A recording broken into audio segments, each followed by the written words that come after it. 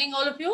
बच्चे, आज जो पहले तो आज के बाद क्लासेस बंद हो रही हैं, तो हमारी समर ब्रेक होगी, गर्मी की छुट्टियां होंगी। उसके लिए जो कार्य दिया जाएगा उसे आपको दिल से निष्ठा से करना है। उसकी पीडीएफ बना के मुझे विद इन टाइम लिमिट भेज देनी है, ताकि हम उसके लिए आपको असेस कर सकें। ठीक है। उसके बाद बच्चे, आपको मैंने लेसन करवाया है, डायरी का पन्ना उसे भी आपने दोहरा लेना है। मैंने विज्ञापन और लघु कथा के लिए आपको भेजा था, तो पहले मैं आपको इन शॉर्ट बता देती हूँ। विज्ञापन विज्ञापन वैसे हमने बहुत बार किया हुआ है और मैंने बताया भी हुआ है आपको कि विज्ञापन, अब जो हम विज्ञापन बनाएंगे अपने रजिस्टर के पूरे पेज पे बनाएंगे। रजिस्टर के पूरे पेज को एक सर्कल स्क्वायर मान लेंगे और उस पे बनाएंगे, बड़ा विज्ञापन बनाएंगे। ठीक है, जितने भी छुट्टियों के काम के लिए मैंने विज्ञापन दिए। विज्ञापन बनाते हुए मेन हेडिंग होता है, कुछ मेन चीजें होती हैं, वो मैंने आपको सबको सेंड कर दी हुई है। ओके। तो कुछ शब्दावली ऐसी होती है जो याद कर लें तो हम विज्ञापन हमेशा ही बहुत अच्छा बना पाएंगे। ठीक है, कुछ शब्दावली ऐसी होती है जिसे हम याद कर लें तो विज्ञापन अच्छा बन सकता है। लेट मी टॉक अबाउट लघु कथा। बेटा, शॉर्ट स्टोरी। अब लघु कथा एक टाइटल आ सकता है, जैसे कुम्हार और गधा। ठीक है। अब कुम्हार होता है जो घड़े बनाता है, और गधा उसके पास हमेशा होता है, क्योंकि वो गधे पे लाद के ही अपने मटके, अपने खिलौने लेके जाता है। ठीक है। अब इस कुम्हार और गधे का रिलेशन आपको बहुत अच्छी तरह से पता है, और आप इसमें एक छोटी सी कहानी बना देंगे। छोटी कहानी मीन्स छोटी कहानी 5 नंबर की, और 5 नंबर में 250 से 300 शब्द होते हैं, आपको मालूम है। 250 से 300 शब्दों का मतलब एक लाइन में हम 8 से 10 शब्द लिख सकते हैं। 25 लाइनें ज्यादा से ज्यादा 250 शब्दावली का मतलब है। ठीक है, हमें कहानी छोटे में सम अप कर देनी है, छोटी सी बनानी है, बहुत ज्यादा लंबा नहीं खींचना कहानी को, टू द पॉइंट बात करके हमें साथ में कहानी का शिक्षा देनी बहुत जरूरी है।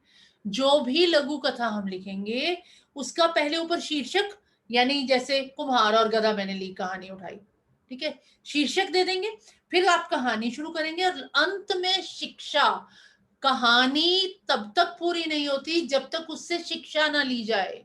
हमें उससे शिक्षा लेनी आवश्यक होती है। ठीक है, तो शिक्षा हर कहानी देती है कुछ ना कुछ, हर कहानी हमें सिखा के जाती है। शिक्षा मीन्स सीख, आपने कहानी से क्या सीखा। ठीक है, तो इस तरह हम लघु कथा लिखना सीखेंगे। अच्छा, अब ये तो हो गया टाइटल दिया हुआ है। अब कई बार क्या होता है, लघु कथा ऐसे दी होती है। एक बार एक पंडित था, वो जंगल में जा रहा था, उसे जंगल बहुत सुहावना लग रहा था, वह चलता जा रहा था। लोगों ने उसे डराया कि जंगल के अंदर डाकू है। बस छोड़ दिया लेखक ने, देने वाले ने कहानी यहां छोड़ दी, कहानी पूर्ण करें। ठीक है, कहानी पूरी करें। अब मुझे तो लगता है एकदम से मेरे दिमाग में तो अंगुलीमाल आ गया, है ना। एक जा रहा था साधु अंदर, उसने उसे कहा गया कि जंगल में एक डाकू है। चलिए, आप अंगुलीमाल का नाम नहीं लिखेंगे, आप ऐसे ही कुछ कहानी बना देंगे और उसे पूरा कर देंगे और साथ में शिक्षा दे देंगे। जरूरी नहीं है कि हमें कहानी कोई रेलेवेंट कहानी हो, आपकी अपनी बनाई हुई हो सकती है, अपनी घड़ी हुई कहानी हो सकती है, कुछ भी। ठीक है, दिस वॉज लघु कथा लेखन। ठीक है, बाद में छुट्टियों के बाद हम इसे और विस्तार में डिस्कस करेंगे। अभी इतना ही बहुत है और इतने से ही आप कर सके। छुट्टियों में मैंने यही दो काम दिए हैं, एक लघु कथा लेखन दिया है, एक विज्ञापन दिया है और एक मुहावरे दिए हैं। मुहावरे भी वो मुहावरे जो आपने कभी ना सुने हो। आंखों का तारा आपने सुना हुआ है, एकमात्र सहारा, बहुत प्यारा। ठीक है, अंधे की लाठी, एकमात्र सहारा, ऐसे बहुत से सुने हुए। ऐसे मुहावरे लिखिएगा। मुहावरे लकोक्तियां भी हो सकती हैं जो आपने कभी ना सुने हो। इसके लिए क्या होगा, आपको कम से कम पुरानी या इधर उधर से उठा के हिंदी की ग्रामर बुक्स देखनी होगी, और हो सकता है एक ग्रामर बुक में से आपको एक ही मुहावरा ऐसा मिले जो आपने कभी नहीं पढ़ा। ठीक है, तो आपको ग्रामर बुक्स में से सिर्फ 20 मुहावरे लिखने होंगे जो आपने पहले कभी ना पढ़े हों।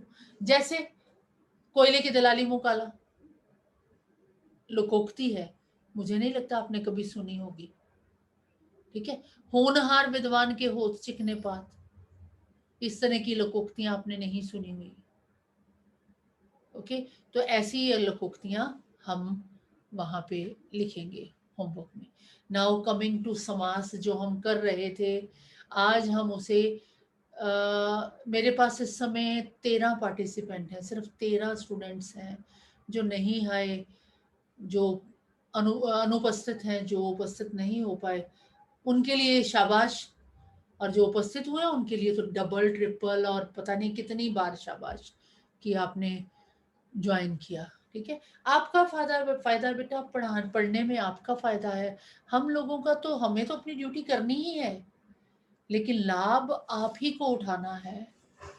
ओके, तो देखिए समास। अब समास मैंने उस दिन आपको बताया था बेटे कि जो समास होता है वो दो शब्दों में होता है। समास जो है वो दो शब्दों में होता है। जैसे मैंने उस दिन शुरू करते हुए कहा था, यही दो शब्द लिखे थे, राजकन्या। ठीक है, तो ये दो शब्दों को जब हमने जोड़ दिया था तो वो समास बन गया था। विग्रह करेंगे तो राजा की कन्या होगा, मैंने ये बताया था। एक बात बिल्कुल स्पष्ट हो गई आपको कि इसमें दो पद होते हैं। What do you mean by पद? आपने किया हुआ है ना, शब्द होता है इकलौता, पद होता है जब वो वाक्य में प्रयोग कर लिया जाता है। ठीक है, तो समास में हमेशा दो पद होते हैं। अब समास के आगे हम भेद करेंगे, किसी में पहला पद प्रधान, किसी में दूसरा पद प्रधान, किसी में कुछ, किसी में कुछ। ठीक है, तो हमने उस दिन दो किए थे बच्चे, हमने दो भेद किए थे। पहला हमने किया था द्वंद्व समास, याद होगा आपको, पहला किया था हमने द्वंद्व समास, और दूसरा किया था द्विगु समास। अब मैंने उस दिन आपको बताया था कि द्वंद्व में और यहां लगा होता है योजक चिन्ह, और द्विगु में काउंटिंग होती है। मैंने ये दो समास आपको करवाए थे और उम्मीद है ये दो समास आपको स्पष्ट भी होंगे। ठीक है, इसमें द्वंद्व समास में और यहाँ होता है, यानी माता पिता, दही बड़ा, लाभ हानि, पाप पुण्य, इस तरह के शब्द, ऑपोजिट शब्द। और इसमें द्विगु समास में काउंटिंग होती है। पहला पद हमेशा गिनती वाला होगा, जैसे हमने किया था त्रिफलाचम, त्रि पहला पद जो है, त्रि काउंटिंग, फल तो वैसे दूसरा पद है। ठीक है, ऐसे ही सपोज कर लो तिरंगा, ती ती थ्री, तिरंगा, तीन रंगों का समूह तिरंगा। ठीक है, उसने बैंगन तिरंगा बना दिया, तीन रंगों का समूह। ओके, तो हमने क्या किया था इसमें, त्रिफला, तिरंगा, चौपाई, चौराहा, पहला पद हमेशा काउंटिंग होगा, पहला पद हमेशा ही संख्यावाची होगा। ये दो हमने किए थे और उम्मीद है ये दो सबको स्पष्ट भी होंगे। आगे चले थर्ड और फोर्थ। ठीक है, तो मैं आज चल रही हूं तीसरे और चौथे में समास के। तीसरा समास मैं आपको करवा रही हूं बेटे जी, कर्मधारय।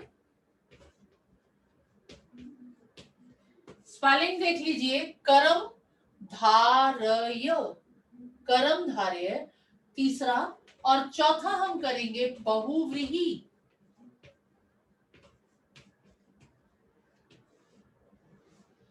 बहु, ब ह को छोटा उ, व के नीचे र बड़ी ई, बहु व्री, व्रीहि, ये देखिए ये वर्ड है व्री ही, बहुव्रीहि समास। आज हम इन दो समासों का ही विस्तार से पढ़ेंगे। बेटे कर्मधारय समास, मैंने आपको बताया समास में हमेशा दो पद होते हैं। ठीक है, अब कर्मधारय समास में क्या होगा, एक पद विशेषण होगा, एक पद विशेष्य होगा। एक पद बेटे विशेषण होगा और दूसरा पद विशेष्य होगा,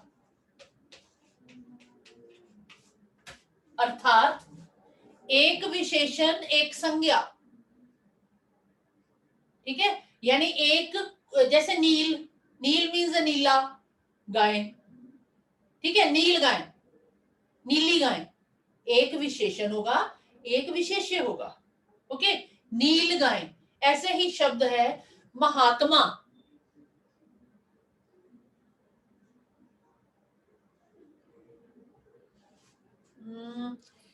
कुछ कह रहे हैं, क्या लिखा चैट में?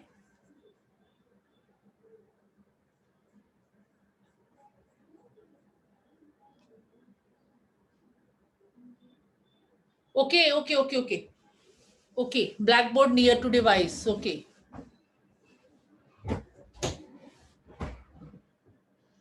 Is it okay? Is it okay? ठीक है बच्चे, ब्लैक बोर्ड विजिबल है?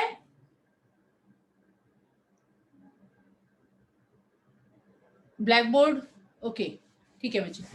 तो देखिए बच्चे, हमने किया बच्चे कर्मधारय और बहुव्रीहि समास। कर्मधारय में एक विशेषण एक विशेष्य, जैसे इसका उदाहरण नील गाय दिया मैंने। नील गाय मीन्स नीली गाय है जो, ठीक है, इसका विग्रह होगा नीली गाय है जो, और इसका भेद लिख देंगे हम कर्मधारय समास। ठीक है, तीसरा पॉइंट हो जाएगा इसका कर्मधारय समास।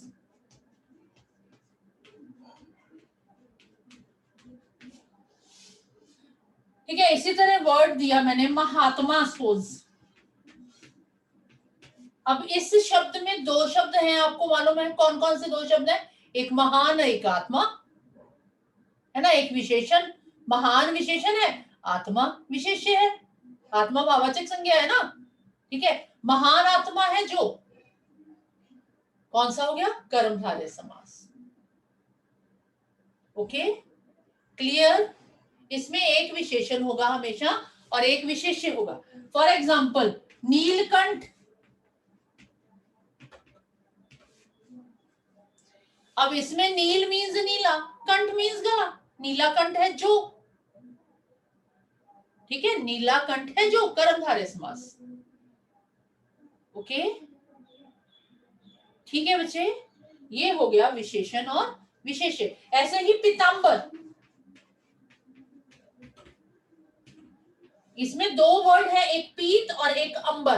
अंबर होता है वस्त्र, ठीक है, पीला वस्त्र है जो, पीतांबर पीला वस्त्र है जो, कर्मधारय समास।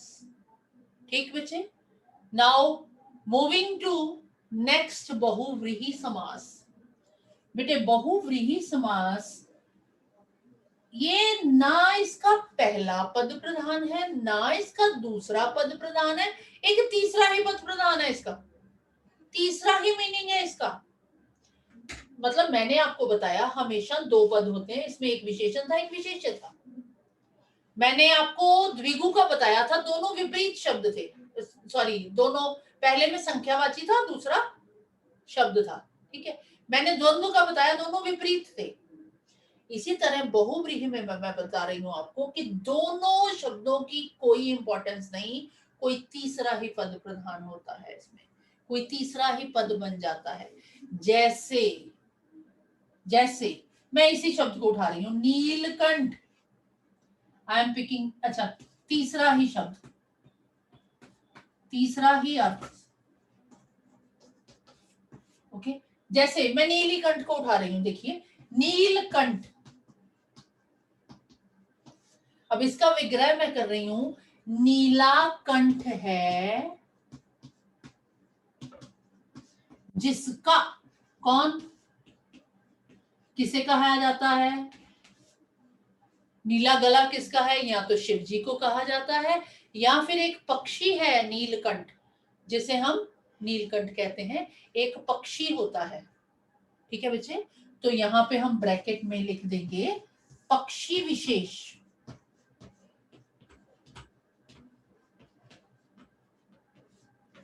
तो ये बन जाएगा बहुव्रीहि समास।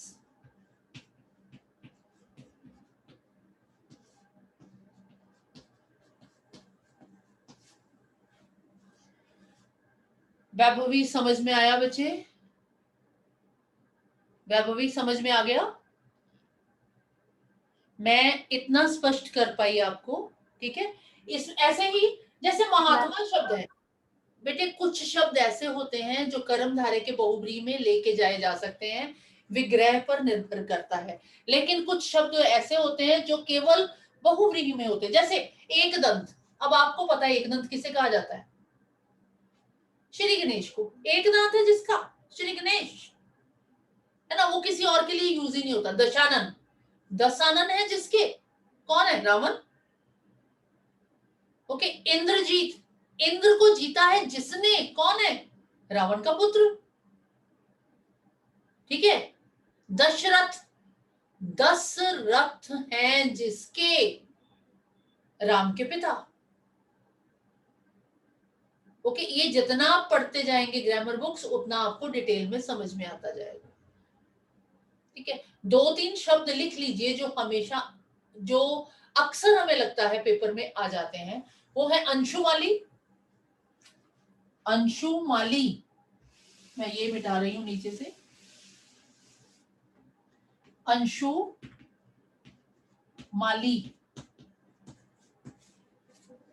ये सूर्य को कहा जाता है बेटा। अंशु है, अंशु आपने पर्यायवाची शब्दों में पढ़ा था ना, अंशु मीन्स होता है किरण।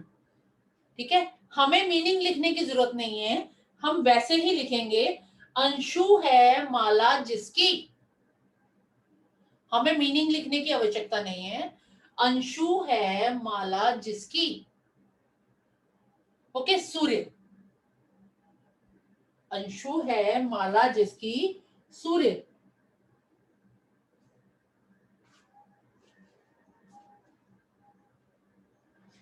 ठीक है बेटे, स्पष्ट हुआ? ठीक है, अंशुमाली, एक ये लिखेंगे, एक दशानन लिखेंगे हम, एक महात्मा शब्द भी इसमें ले जाएंगे। महान है आत्मा जिसकी, ब्रैकेट में आएगा व्यक्ति विशेष। इसी तरह होते हैं वर्ड जैसे अश्रु गैस,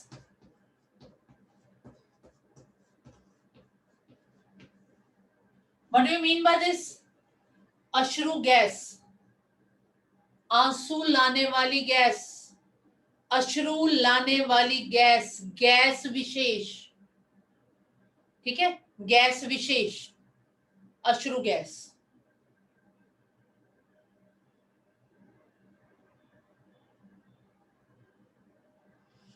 ठीक है, मुझे लगता है आपको 8वीं क्लास में पढ़ा हुआ कुछ ना कुछ तो स्मरण हुआ होगा, कुछ ना कुछ तो याद आया होगा, 8वीं में किया हुआ कुछ ना कुछ तो याद आया होगा। क्यों विनीत रूप?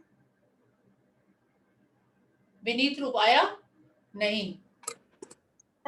थोड़ा बहुत ऐसा आ गया, थोड़ा बहुत है ना। और वैभवी आपको? Yes ma'am. थोड़ा थोड़ा आया होगा कि अभी हमने ये 4 किए, अब मेन 2 और रह गए बेटा, वो हम नेक्स्ट लेक्चर में करेंगे। 2 और रह गए, उन दोनों के मैं नाम जरूर दे दूंगी आपको। इसके बाद जो 2 मेन रह गए वो हैं, 5वां अव्ययी भाव समास,